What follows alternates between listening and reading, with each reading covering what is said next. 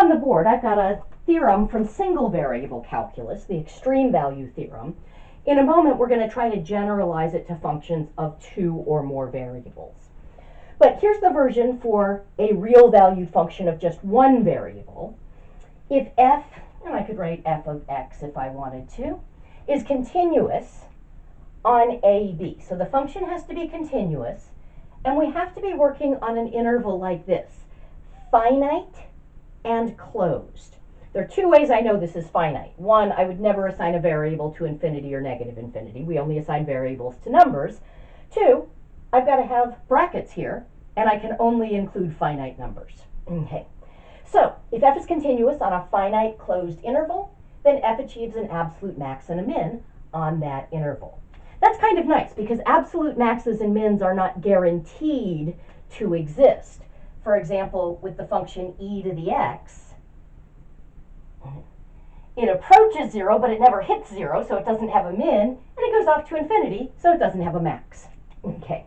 But this theorem says, under these conditions, we're guaranteed to have both an absolute max and an absolute min. So all I need to do is check the possible locations for the max and the min. And there are two types of possible locations. So I'm just going to create a table of values for x and f of x. Of course, maxes and mins can occur at critical points. That would be if my absolute max is also a relative max.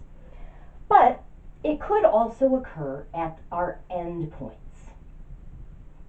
So that would be A and B. And that's just because, remember, we had this technicality that in order to be considered a relative max or min, you had to be at an interior point in the domain. So the function had to be defined on either side of that x value. That's not going to be the case if we're working on a finite interval like so. Okay. So critical points and endpoints are what I'm going to check. Let's just do a quick example. Let's let f of x equal x e to the x.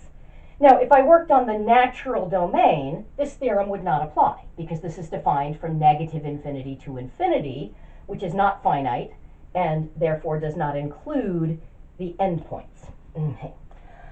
All right, but I'm going to restrict the domain to just be from -2 to 0. So I'm working on a restricted domain on this interval.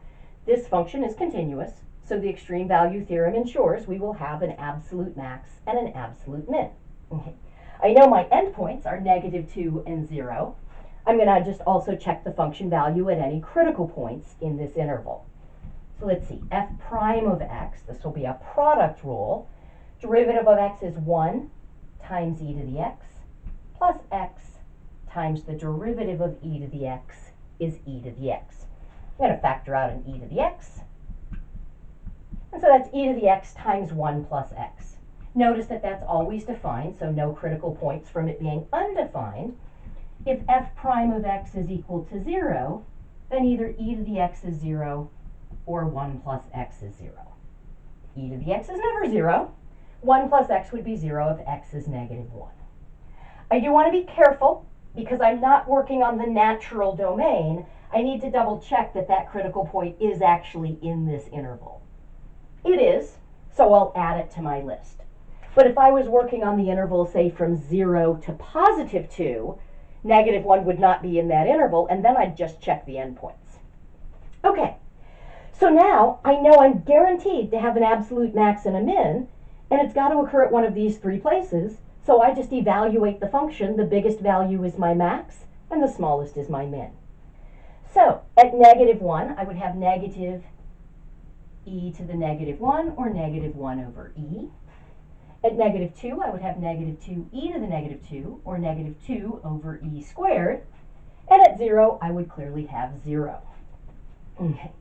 Well, these two numbers are both negative, so pretty clearly 0 is my max, and it would occur at an x value of 0. One of these numbers will be my min. I need to know which one's smaller. A little easier to see if I get a common denominator. So I'll just multiply this one by 1 in the form of e over e. So we get -e over e squared. Since e is bigger than 2, this one is more negative, and so that's going to be my min. So my absolute min is negative 1 over e, and it occurs at an x value of negative 1. Okay, so if the theorem applies, very quick to use, we just check the value of the function at critical points and endpoints. All right, let's hope that generalizes, and it does. Now, in your textbook, the extreme value theorem is only stated for functions of 2 variables. I'm going to state a more generic version because it does apply to functions of more than 1 variable. Okay. So here's how it works. If f of p, so p would just be a point in n space. Okay. Now, here we had a condition on our function, and then 2 conditions on the interval that we were working on. It had to be finite and it had to be closed. Okay. So that's going to generalize. Generalization of continuous is continuous. So if f of p is continuous, so our function still has to be continuous, on a region D that is. So how do we generalize this? Okay. Well, we said this had to be finite. So it didn't go off to infinity at all. The generic word for that is that it's going to be bounded. Bounded simply means it doesn't go off to infinity in any direction.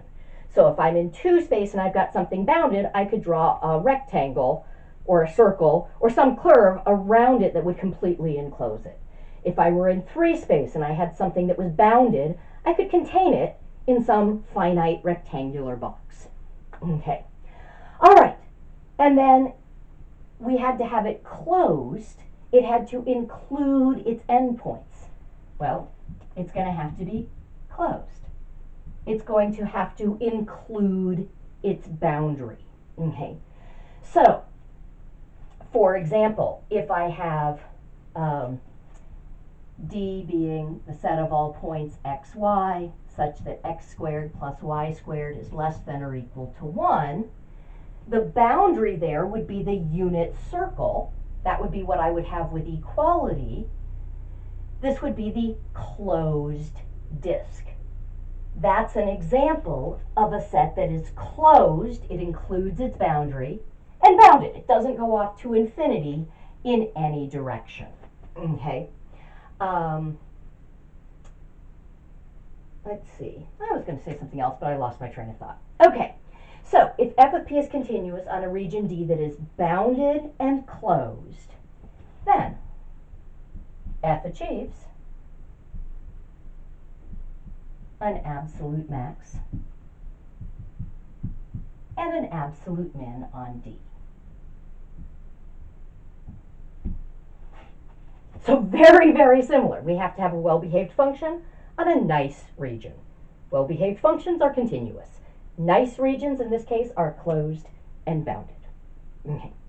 Now, that applies for functions of 2 variables. That applies for functions of 3 variables. It applies for functions of 4, 5, 6, etc. variables. Okay. Now, in this section, we're only going to be applying it to functions of 2 variables. And that's because what also generalizes is the process by which we can figure out where the max and the min occur. There are going to be 2 types of locations at which the max and the min can occur.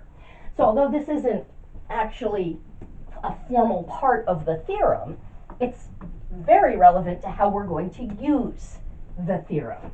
So the possible locations for the max and min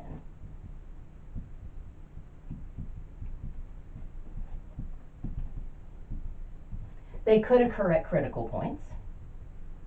And that would again be if the absolute max and min occurred at some interior point so that they also counted as relative maxes and mins. But for definition of a relative max and min, it had to be at an interior point. Absolute maxes and mins can occur on the boundary. So just like with functions of 1 variable, we checked critical points and endpoints. Now we're going to check critical points and boundary points. What makes this a little bit more complicated is that there are going to be infinitely many boundary points. Okay. So with the example of the unit disk, the boundary is the unit circle. There are infinitely many points on that circle. I'm not going to be able to check them all one at a time. But what's nice about working with two-dimensional regions is that the boundary will be one-dimensional.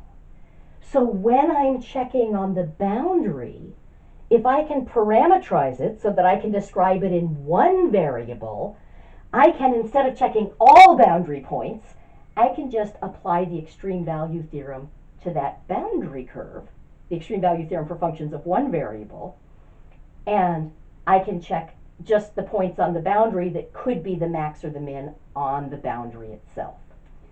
So the extreme value theorem does apply to functions of 3 or more variables. But with a function of 3 variables, let's say that perhaps I was working on the closed and bounded region that was the solid sphere. Okay? Well, the boundary of this solid sphere would be the surface of the sphere, but that's still two-dimensional. So it would still be true that if I have a function defined on this solid sphere, if the function is continuous, it's guaranteed to have an absolute max and an absolute min. And that absolute max and absolute min would either occur at a critical point or on this boundary surface. The problem is the surface is two-dimensional, so I can't use single variable calculus to work with the boundary. But with a function of 2 variables, my two-dimensional region is going to have a one-dimensional boundary, so we'll be able to use single variable calculus on the boundary and then multivariable calculus to find the critical points on the interior. We'll be able to generate a list and pick out the biggest and the smallest values. So we'll take an example of that in the next video.